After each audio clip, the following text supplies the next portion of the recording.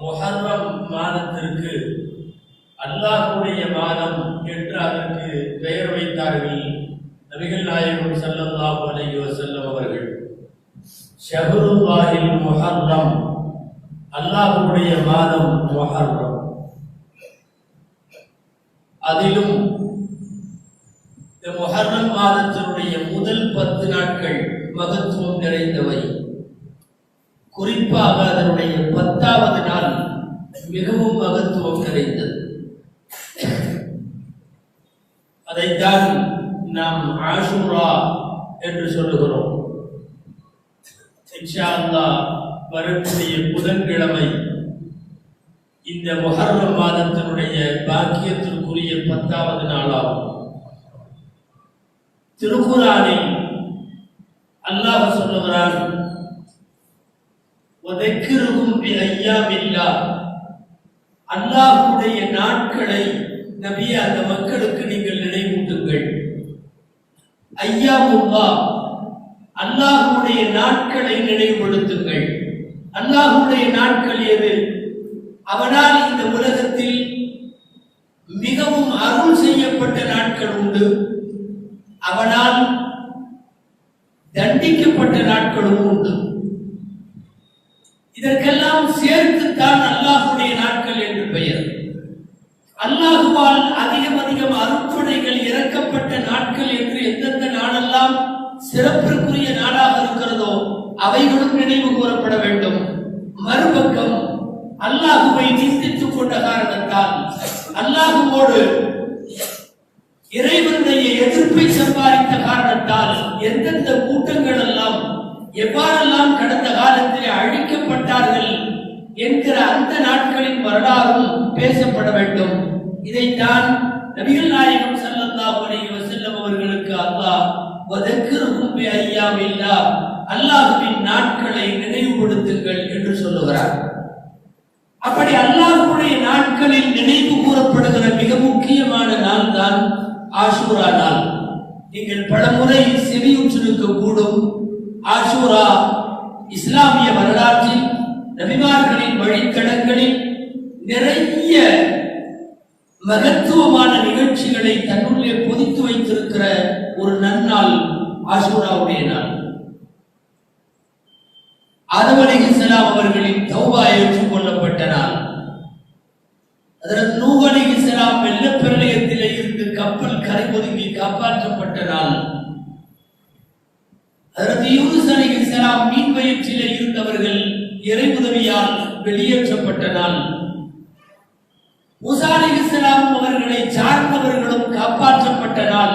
மட்டுமல்ல, ஃபிரௌனை சார்ந்தவர்களும் கடலிலே மூழ்கடிக்கப்பட்ட நாள் என்று வரலாற்றின் வழிநெடுகிலும் வரிசையாக நிறைய வரலாற்று சம்பவங்களை உள்ளடக்கிய மகத்துவமான நாள் தான் நாம் இந்த வாரம் சந்திக்கிற முஹர்ரம் பிறை 10 ஆஷூராவுடைய நாள். இன்னமும் எண்ணிலடங்காத நிகழ்வுகள் அந்த ஆஷூரா நாளிலே நடைபெற்றிருக்கிறது. எல்லா நபிமார்களுக்கும் அவர்களுடைய வரலாற்றில் ஆஷூரா நாளுக்கென்று ஒரு பகுதி உண்டு. அவர்கள் குறித்து வைத்துக் கொள்ள, அவர்கள் நினைவு கூற ஆஷூராவுடைய நாளில் ஏதேனும் ஒரு பெரும் நிகழ்வு நிச்சயமாய் நடந்திருக்கிறது. அந்த வரிசையில் மிக பிரபலமான நிகழ்ச்சிகள் தான் இவைகள் எல்லாம். குறிப்பாக ஹஜ்ரத் மூசா அலைஹிஸ்ஸலாம் காப்பாற்றப்பட்டதும் ஃபிரௌன் மூழ்கடிக்கப்பட்டதுமான ஒரு மிகப்பெரிய அற்புத வரலாறு அது. முன்னெப்போதும் உலகம் அதுவரை பார்த்திருக்காத ஒரு நிதர்சன அற்புதம் அது. அந்த அற்புதம் நடந்த நாள் ஆஷூராவுடைய நாள். அந்த அற்புதம் நடந்ததாலேயே யூதர்கள் நோன்பு வைக்கிறார்கள். அதே மூசாவும் ஈமான் கொண்டவர்களும் காப்பாற்றப்பட்டவர்கள் என்கிற காரணத்திற்காக வேண்டியே நாம் நோன்பு வைக்கிறோம். ஆஷூரா உலகம் முழுக்க அல்லாஹ்விடமிருந்து வேதங்களை பெற்ற மதங்கள் என்று சொல்லக்கூடியவர்கள் எல்லாரும் முஹர்ரம் மாதம் 10வது நாளில் நோன்பு நோற்பதை பார்க்கிறோம். அப்படி ஒரு பெரிய நிகழ்வு அந்த நிகழ்வு. நீண்ட காலம் ஃபிரௌனோடு போராடுகிற மூசா அலைஹிஸ்ஸலாம் பலவீனமான மக்களுக்காக வேண்டி களத்தில் நின்று போராடுகிற மூசா அலைஹிஸ்ஸலாம்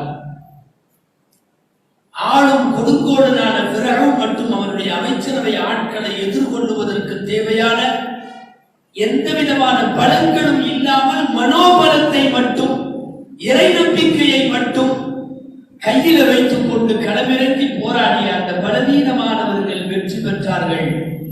பலம் கொண்டவர்களாக கருதப்பட்ட கொடுங்கோளர்கள் கடலில் மூழ்கடிக்கப்பட்டார்கள் என்கிற அந்த வரலாறு இந்த உலகத்தில் வாழும் காலமெல்லாம் யார் யார் பூமியின் எந்த பகுதியை ஆண்டாலும் பூமி பந்தில் அவர்கள் தங்களுடைய ஆட்சியை சரியாக செலுத்தவில்லையானால் மூழ்கடிக்கப்பட்ட ஃபிரௌன் போலவோ அதை விட மோசமாகவோ முடிவுகள் வரலாம் என்று எச்சரிக்கிற ஒரு நல்ல நிகழ்வு ஆஷூரா என்கிற பெயரில் நமக்கு நினைவூட்டப்படுகிறது.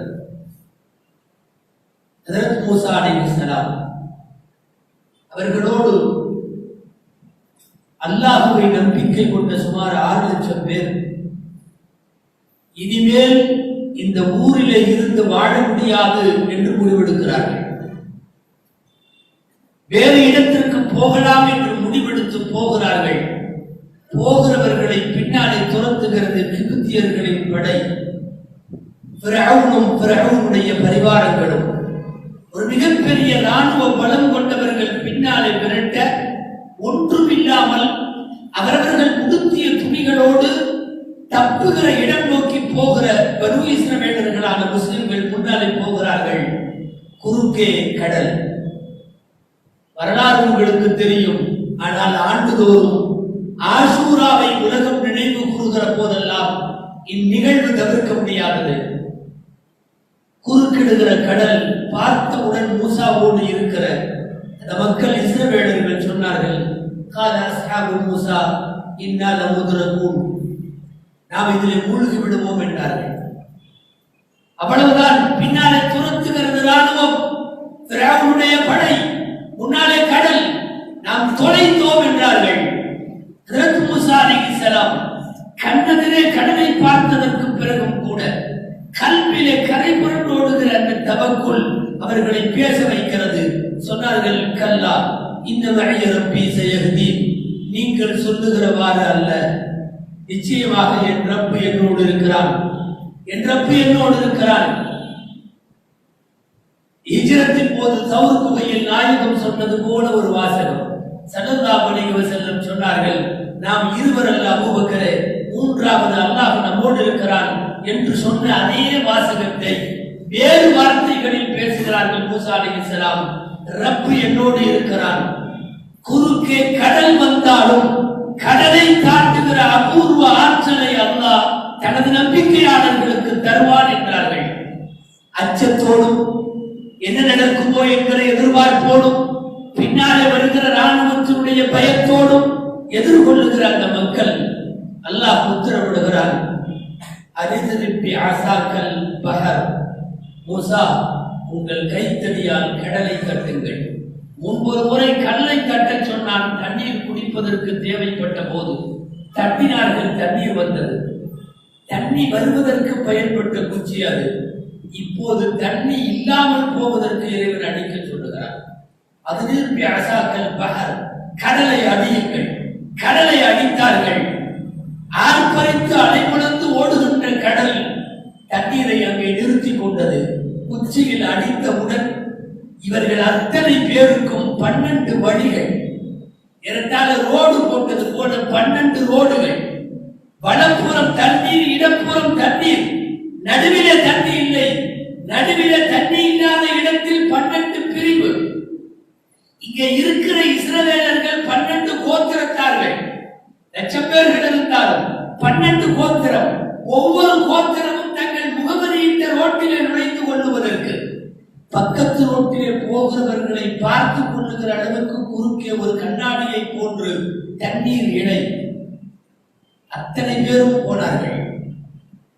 தஃசீர்களில் வருகிறது, ஃபிரௌன் மூழ்குகிற இந்த நிகழ்வு, முஸ்லிம்கள் காப்பாற்றப்படுகிற இந்த நிகழ்வு, ஓடுகிற தண்ணீர் கடல் வழிவிட்ட இந்த நிகழ்வு, உலகம் அதற்கு முன் எப்போதும் பார்க்கவில்லை. முதன் முறையாக உலகத்திற்கு அது ஒரு வித்தியாசமான வியப்பிற்குரிய வரலாறு. மூசா அலைஹிஸ்ஸலாம் தங்களின் வாகனத்தோடு கடலிலே அவர்கள் பரிவாரத்தோடு இஸ்ரவேலர்களோடு இறங்குகிற அதே சமயம் ஜிப்ரீல் அலைஹிஸ்ஸலாம் தங்கள் வாகனத்தோடு இறங்கினார்கள் கடலில். மூசாவின் ஆட்களின் கடைசி ஆள் கரையேற ஃபிரௌனுடைய ஆட்கள் அத்தனை பேரும் கடலிலே இறங்கிவிட்டார்கள். முன்னோர்கள் சென்ற வழி நமக்கும் கிடைக்கும் என்கிற இருமாப்பில் இறங்கிய அவர்கள் அந்த வழி அவர்களுக்கானது, நமக்கு அல்ல என்பதை புரிந்து கொள்ள கொஞ்ச நேரம் ஏற்பட்டது. ரோடு கிடைத்து விட்டதே, போய்விடலாமே என்று இறங்கினார்கள். ஃபிரௌனும் அவர்களின் ஆட்களும் கடைசி ஆள் ஆத்துக்குள்ளே இறங்க, கடலுக்குள்ளே குதிக்க, மூசாவின் கடைசி ஆள் கரையில இருந்து வெளியேற ஜிப்ரீல் கடலுக்கு அன்றைக்கு வந்தவர்கள், ஒரு கூட்டத்தாரை அழிப்பதற்கு நியமிக்கப்பட்டு வந்தவர்கள் சேர்க்க வைத்து விட்டார்கள். அல்லாஹ்வின் உத்தரவின் பேரில் காலியான பாதை தண்ணீரால் நிரப்பிக் கொண்டது. இரண்டு பக்கமும் வலதும் இடதும் அணைகள் மேலே வந்து ஓடியது. ஒரு நபர் தப்பித்ததாக கூட இல்லாமல் டோட்டலாக ஒரு சமுதாயம் வேரோடு அழித்து போவது போல், ஒரு சமுதாயம் முகவரிக்கு கூட நடந்ததை சொல்லுவதற்கு கூட ஒரு ஆள் இல்லாத அளவிற்கு அவர்கள் அழிக்கப்பட்டார்கள். அத்தனை பேரும் அழிக்கப்பட்டார்கள்.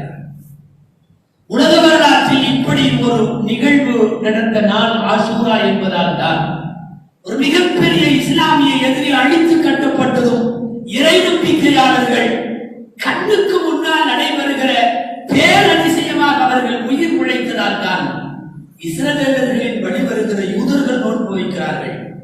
மூசாவை பின்பற்றி கண்ணியப்படுத்துகிற நாம் நோன்பு வைக்கிறோம்.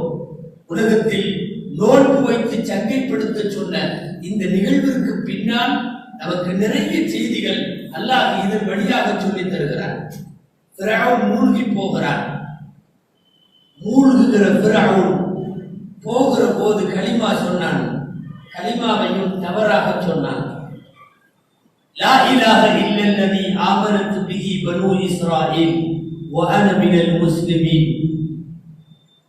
இந்த இஸ்ரவேலர்கள் எல்லாம், தப்பித்து போனவர்கள் எல்லாம் எந்த இறைவனை ஈமான் கொண்டார்களோ அந்த இறைவனை தவிர வேறு இறைவன் இல்லை என்று நான் சாட்சி சொல்லுகிறேன் என்று இவ்வளவு காலமும் நான் மட்டுமே பெரிய இறைவன் என்று சொன்னவன் வாயில் கடலிலே இருந்து தப்பிப்பதற்காக வேண்டி ஆபத்திலே இருந்து தன்னை தற்காத்துக் கொள்ள அந்த வார்த்தை வாயிலே வருகிற போதே அவன் கலிமாவை முழுமையடையாமல் கடல் ஆழ்கடல் மண்ணை எடுத்து ஜிப்ரீல் வாயிலே போட்டு விடுவார்கள்.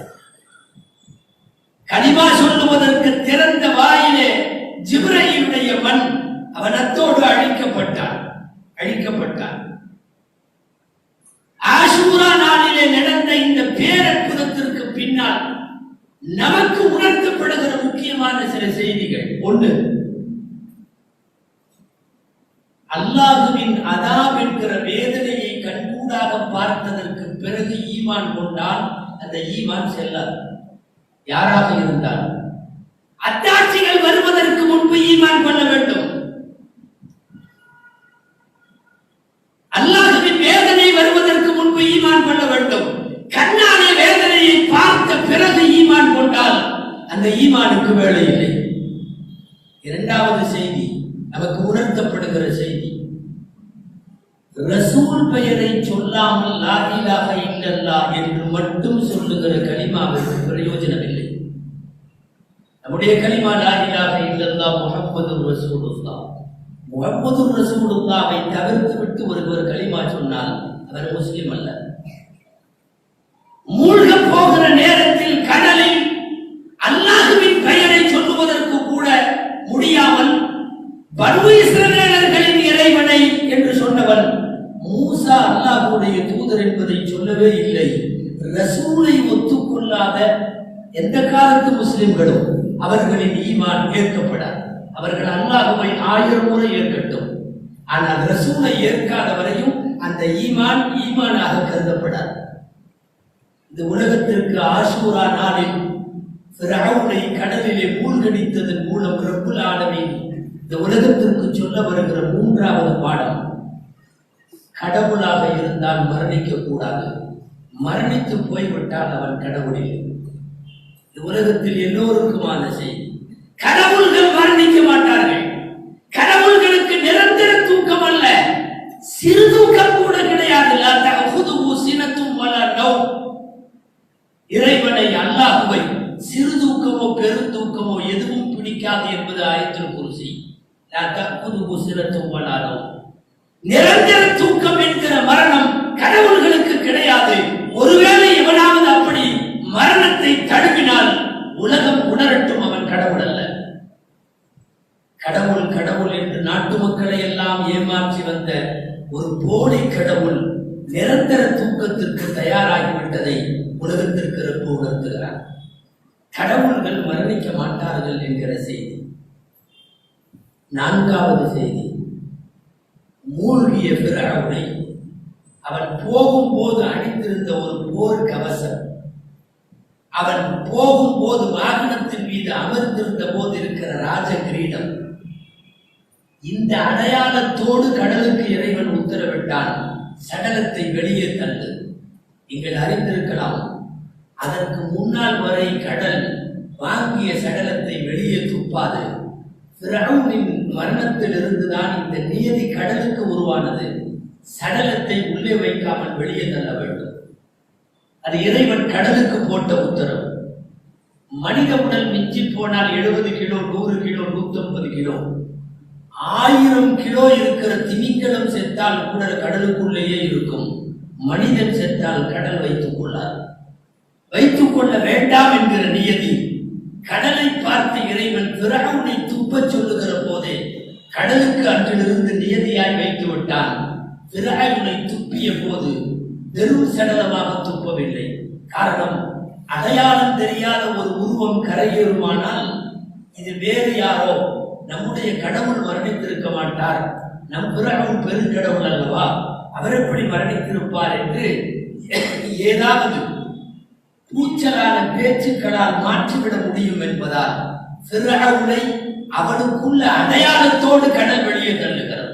அவன் உருக்கு சட்டையோடு, அவனுடைய ராஜாங்க அணிகலன்களோடு அவன் வெளியிலே தள்ளப்படுகிறான். பார்த்த மக்கள் பட்டென்று புரிந்து கொண்டார்கள், இறந்தது ஃபிரௌன் தான், இறந்தது ஃபிரௌன் தான். உலகத்திலே நீங்கள் இதுகாரும் நம்பி வந்த இவன் இறைவன் அல்ல, ஏன் ஒரு சிறு படையை ஜெயிப்பதற்கு கூட முடியாதவன் என்கிற செய்தியை சொல்லிவிட்டான். இதுவெல்லாம் ஒரு நிகழ்விலே இருந்து ஆஷூராவின் வழியாக இந்த உலகத்திற்கு ரப்பு சொல்லித் தருகிற பாடம். அது மட்டுமல்ல, ரப்புல் ஆலமீன் நினைத்தால் ஒரே பொருளை, ஒரே இடத்தை, ஒரே நேரத்தை, ஒரே கடலை சில பேருக்கு வெற்றியாக, சில பேருக்கு மரணமாக ஒரே நேரத்தில் ஆக்கிவிட முடியும். ஒரு மழையால், ஒரு காற்றால், ஒரு தண்ணீரால், ஒரு நெருப்பால் சில பேரை ரட்சிக்கவும் அவனால் முடியும், சில பேரை அழிக்கவும் அவனால் முடியும். ஒரே கடலின் ஒரே பிரதேசத்தில் ரெண்டும் நடந்திருக்கிறது. லட்சக்கணக்கான பேர் அதே தண்ணீரில் காப்பாற்றப்படுகிறார்கள், லட்சக்கணக்கான பேர் அதே தண்ணீரில் மூழ்கடிக்கவும் படுகிறார்கள். சர்வ வல்லமையும் பெற்ற இறைவனுக்கு இவைகளெல்லாம் சாத்தியம். ஆஷூரா ஃபிரௌனுடைய அழிவு சொல்லித் தருகிற மிக முக்கியமான இந்த 5-6 பாடங்களில் கடைசி பாடம் ஒன்று உண்டு. இது ரொம்ப முக்கியமானது. முஸ்லிம்களுக்கு கடைசி வெற்றி என்பது முஸ்லிம்களுக்கு தான். அதற்கு எவ்வளவு காலம் வேண்டுமானாலும் நாம் பொறுக்க வேண்டும். சூனியக்காரர்களோடு மோதி, ஃபிரௌனுடைய அரண்மனையோடு மோதி, சிறை கம்பிகளை சந்தித்து, ஊரை விட்டு வெளியேற்றப்பட்டு அந்த இஸ்ரவேலர்கள் என்னென்ன கொடுமைகள், கொத்தெருமைகளாக இருந்ததாகத்தான் அவர்களை வரலாறு குறித்திருக்கிறது. ஒரு ஆட்சியாளர் கொடுங்கோல் ஆட்சியாளராக இருக்க, அந்த நாட்டிலே இருக்கிற சிறுபான்மை மக்கள் கொத்தெருமைகளாக நடத்தப்பட்டார்கள். காலம் என்ன விடை சொன்னது தெரியுமா? அந்த கொத்தெருமைகள் கரையேறினார்கள், கொடுங்கோளர்கள் மூழ்கி போனார்கள். இந்த எல்லையை தொடுவதற்கு நம் எல்லாருக்கும் சில காலம் தேவைப்படும். உடனடியாக நடந்துவிடவில்லை. யா அல்லாஹ் ஃபிரௌன் அழிக்கப்பட வேண்டும் என்று மூசா துஆ கேட்ட 40 வருஷத்திற்கு பிறகுதான் அவன் மூழ்கடிக்கப்படுகிறான்.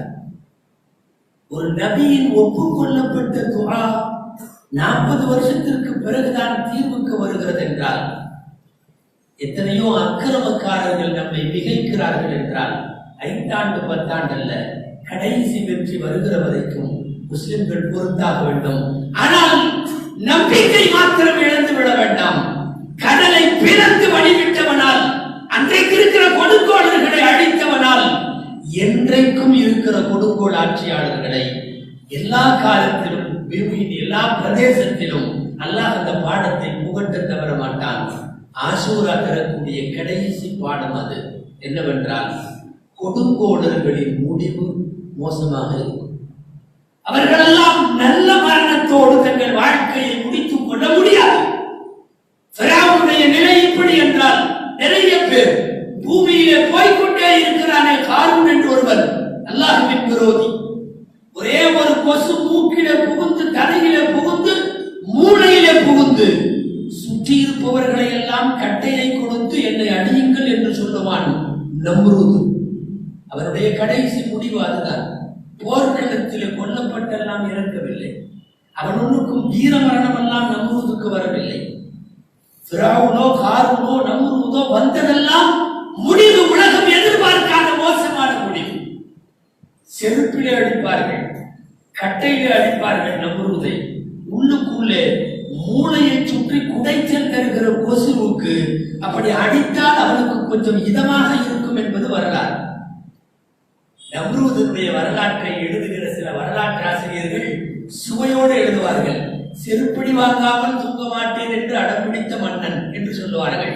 அவன் படுத்தாக வேண்டும் என்றால் யாராவது அவனை அடித்தாக வேண்டும். உலகத்தில் கொடுங்கோல் ஆட்சியாளர்கள் எத்தனையோ பேரை பார்க்கிறோம்.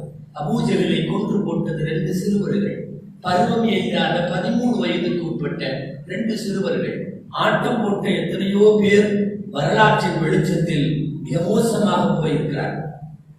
அதனாலே ஆட்சியாளர்களாக இருப்பவர்களின் கொடுங்கோல்கள் முடிவுக்கு வருகிற போது அது மோசமாக இருக்கும் என்பதை காட்டுவதுதான் ஆஷூரா நாளில் காப்பாற்றப்பட்ட முஸ்லிம்களும் மூழ்கடிக்கப்பட்ட ஃபிரௌனும் அவருடைய ஆட்களும் அவர்கள் இந்த உலகத்திற்கு சொல்லுகிற பாடம்.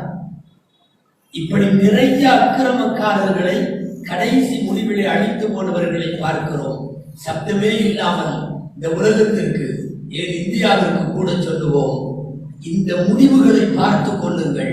நீங்கள் எவ்வளவு காலம் ஆளுகிறீர்கள் என்று தெரியாது. உங்கள் ஆளுமைக்கு கீழே இருக்கிற சிறுபான்மையினருக்கு நிம்மதி இல்லை என்றால், ஃபிரௌனை போல், நம்ரூதை போல், காரூனை போல் ஒரு மோசமான முடிவை எட்டக்கூடிய நாளை முஸ்லிம்கள் தங்கள் கண்கொண்டு பார்ப்பார்கள். அல்லாஹ் உலகத்திற்கு இது ஏற்படுத்தி வைத்திருக்கிற நியதி. சரி, ஆஷூரா நாம் என்ன செய்ய வேண்டும்? நபிகள் ஸல்லல்லாஹு அலைஹி வஸல்லம் சொன்னார்கள், யூதர்கள் எல்லாம் 10வது நாள் நோன்பு வைக்கிறார்கள், நீங்கள் ஒரு நாள் சேர்த்து நோன்பு வையுங்கள். யூதர்களுக்கு மாற்றாய் நான் உயிரோடு இருந்தால் அடுத்த ஆண்டு 9, 10 நோன்பு வைப்பேன் என்று சொன்னவர்கள் அடுத்த ஆண்டு வரை உயிரோடு இல்லை. எனவே பிறை 9, பிறை 10 வரக்கூடிய செவ்வாய்க்கிழமையும் புதன்கிழமையும் நோன்பு வைக்க வேண்டிய முக்கியமான சுன்னத்து நமக்கு இருக்கிறது. தவறி போனால் 10, 11 வைக்கலாம் என்றாலும் 9, 10 செவ்வாய் புதன் ஆகிய 2 நாட்கள் மிகவும் மகத்துவமானவை. ஆஷூரா ரமதானுக்கு முன்னால் ஃபரது நோன்பாக இருந்தது. அதுதான் ரம்ஜான் வந்த பிறகுதான் அது சுன்னத்திற்கு போய்விட்டது, ரமதான் ஃபரதாகிவிட்டது. ஆஷூரா கஅபாவினுடைய துணியை ஆண்டுதோறும் அந்த நாளிலே தான் மாற்றுவார்கள். நீண்ட கால வரலாறு.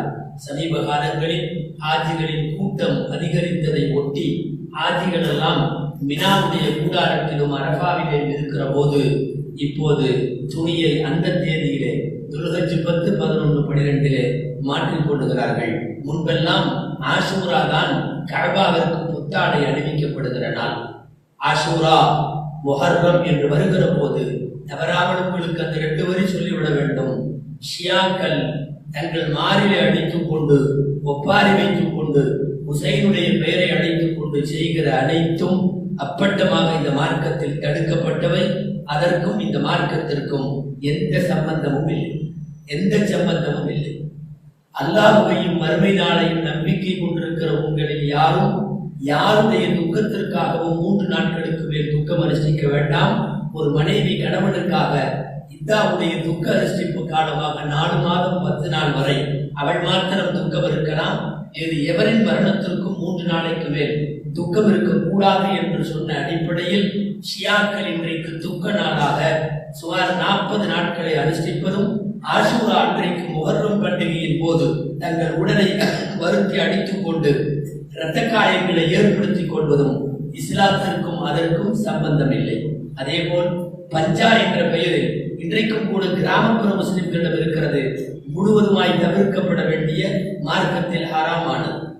காலண்டர்கள் ஆங்காங்கே போஸ்டர்கள் எல்லாம் வைத்து 5 விரலை போட்டு அது 5ஐ காட்டி 1 விரல் முகமது ரசூலுல்லாஹ், ஃபாத்திமா, அலி, ஹசன், ஹுசைன் இந்த குடும்பத்தை குறிக்கும் என்ற 5 விரலை வைத்து, பஞ்சா என்றாலே 5 விரல் என்றுதானே பாஞ்ச் என்ற அர்த்தம்.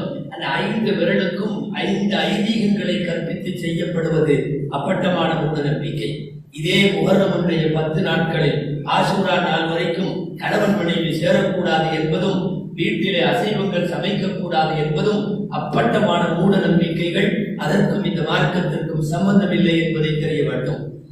தங்களுடைய மார்களை அடித்துக் கொண்டு ஹுசைன் ஹுசைன் என்று ஆடுகிற இந்த கூட்டம் முஸ்லிம்களின் அடிப்படை கொள்கைகளுக்கு எதிரானது. நபிகள் ஸல்லல்லாஹு அலைஹி வஸல்லம் சொன்னார்கள், சட்டையை கிழித்துக் கொண்டு அழுபவரும் கன்னத்திலும் மார்பிலும் அடித்துக் கொண்டு அழுபவர்களும் நம்மை சார்ந்தவர்கள் அல்ல என்கிற ஹதீஸு நாம் நினைவு கூறத்தக்கதாகும். அல்லாஹ் ஜல்ல ஷானுஹு தஆலா ஆஷூரா நாளினுடைய கைரு பரக்கத்துகள் அனைத்தையும் நமக்கு தந்து பலவீனமான முஸ்லிம்களை கடந்த காலங்களில் அல்லாஹ் ரட்சித்து காப்பாற்றியதை போல் உலகம் முழுக்க சிறுபான்மையினர்களாக எந்தெந்த இடங்களில் எல்லாம் பல்வேறு இன்னல்களுக்கு முஸ்லிம் சமுதாயம் ஆளாக்கப்படுகிறதோ அங்கெல்லாம் இறைவன் பனூ இஸ்ரவேலர்களை காப்பாற்றியதை போல அல்லாஹ் சிறுபான்மை முஸ்லிம்களை காத்தருள்வானாக. ஆமீன். வ ஆகிரு தஅவானா அல்ஹம்துலில்லாஹி ரப்பில் ஆலமீன்.